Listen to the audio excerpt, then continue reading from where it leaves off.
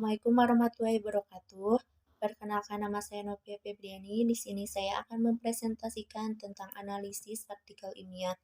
Berdasarkan analisis artikel ilmiah yang berjudul Inovasi Pembelajaran Bahasa Indonesia dalam Kurikulum Merdeka Belajar dalam Profil Pelajar Pancasila, maka dapat dijabarkan beberapa kekurangan dan keunggulan dari penelitian artikel tersebut.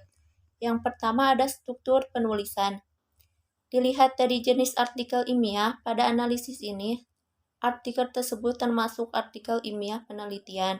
Maka hendaknya artikel tersebut memuat struktur penulisan yang terdiri dari judul, baris kepemilikan, abstrak, kata kunci, pendahuluan, metode, hasil dan pembahasan, kesimpulan, dan daftar pustaka.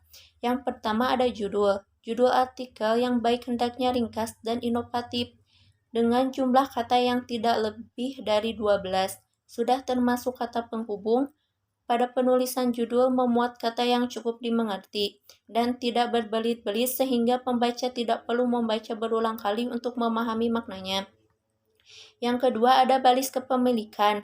Baris kepemilikan yang dicantumkan dalam artikel ilmiah yang dianalisis masih kurang lengkap. Hendaknya kelembagaan lebih diperlengkap seperti nomor telepon dan fasimilasi untuk keperluan koresponden.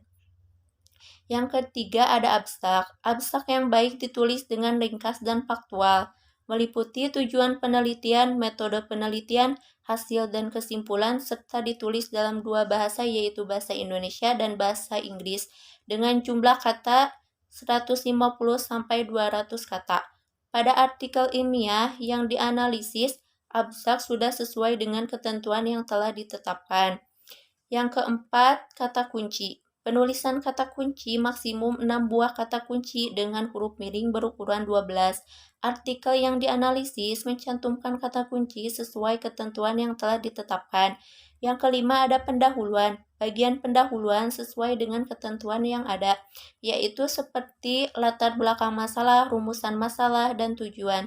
Pada analisis ini, dalam pendahuluan tidak mencantumkan rumusan masalah dan tidak mencantumkan tujuan.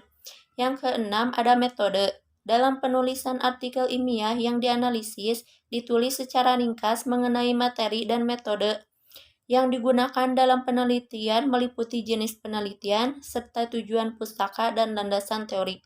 Pada analisis metode ini kurang dalam informasi sumber-sumber yang digunakan. Di dalam metode ini tidak mencantumkan tinjauan pustaka. Yang ketujuh, hasil dan pembahasan.